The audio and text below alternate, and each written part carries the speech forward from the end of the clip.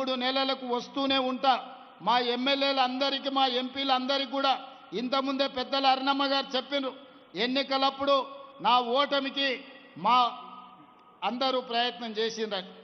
నేనేం దాపరికం లేదు, నేను నిలబడితే కూడా అన్ని మీటింగులు చేయను, అంతకంటే ఎక్కువ మీటింగులు మహబూబ్నగర్ ఎంపీ కోసం వంశీచంద్ర రెడ్డిని గెలిపించడం కోసం తిరిగిన.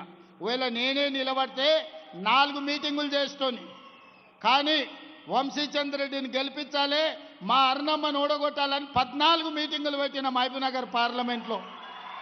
కానీ ప్రజలు వారిని ఆశీర్వదించారు, గెలిపించారు. ఎన్నికలు అయిపోయినాయి. ఎన్నికల తర్వాత రాజకీయాలు లేవు, కుట్రలు కుతంత్రాలు లేవు. ఈ దేశానికి ప్రధానమంత్రి నరేంద్ర మోడీ, మహబూబ్నగర్కు పార్లమెంటు సభ్యులు డీకే అరుణమ్మ, తెలంగాణ రాష్ట్ర ప్రభుత్వంలో మేమున్నాం, కేంద్ర ప్రభుత్వంలో వాళ్ళు ఉన్నారు.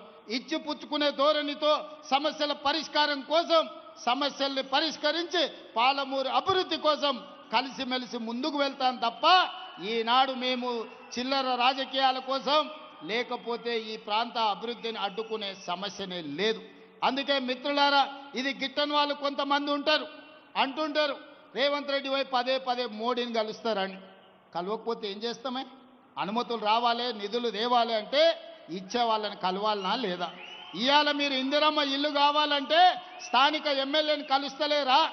మీ వార్డులో పని ఉంటే వార్డు మెంబర్ను సర్పంచ్ను కలుస్తలేరా? ఈరోజు గ్రామంలో ఏదైనా అభివృద్ధి జరగాలంటే సర్పంచ్ ఎంత కీలకమో, ఈ దేశంలో ఏ రాష్ట్రమైన అభివృద్ధి జరగాలంటే ప్రధానమంత్రి గారు కూడా అంతే కీలకం. దేశ ప్రధానమంత్రిగా వారిని గౌరవిస్తాం, మన రాష్ట్రానికి రావాల్సిన నిధులు అనుమతులను తెచ్చుకుంటాం. ఎన్నికలు వచ్చినప్పుడు ఆనాడు మహబూబ్నగర్ పార్లమెంట్లో ఏ వాతావరణం ఉండేనో మళ్ళీ ఎన్నికల్లో పోటీ పడతాం, కాంగ్రెస్ పార్టీని గెలిపించుకోవడానికి ప్రయత్నం చేస్తాం.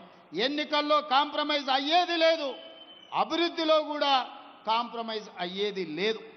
నాకు వాళ్ళు శత్రువులు వీళ్ళు శత్రువులు అని మాట్లాడుతుంటారు. నాకెవ్వరు శత్రువులు లేరు.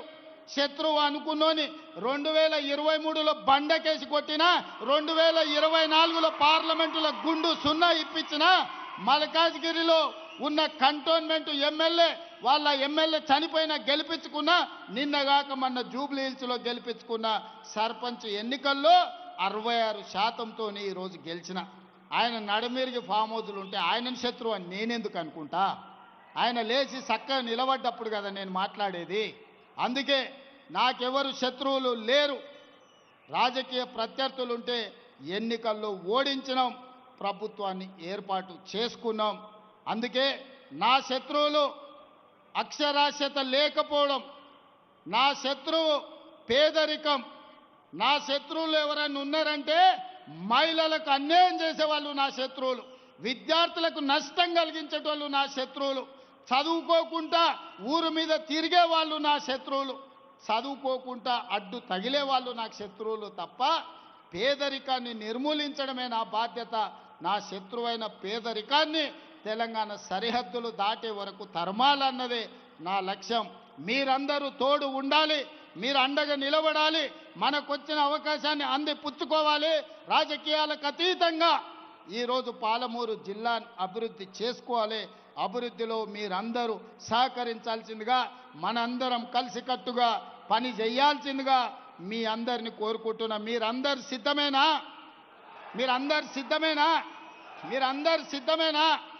మరి సిద్ధమైతే రాబోయే మున్సిపల్ ఎన్నికల్లో మంచోళ్ళని గెలిపించండి, మనోళ్ళని గెలిపించండి, మంత్రులతో కలిసి పనిచేసేటోళ్ళను మున్సిపల్ ఎన్నికల్లో గెలిపించండి. మున్సిపల్ ఎన్నికల తర్వాత మళ్ళీ వస్తా, మిమ్మల్ని కలుస్తా, మళ్ళీ 100 కోట్ల నిధులు తెచ్చి పాలమూరు జిల్లాను అభివృద్ధి చేసే బాధ్యత నాది. మనందరిదని తెలియజేస్తూ మీ అందరి దగ్గర సెలవు తీసుకుంటున్నా. ధన్యవాదాలు మిత్రులారా. గౌరవనీయులైన ముఖ్య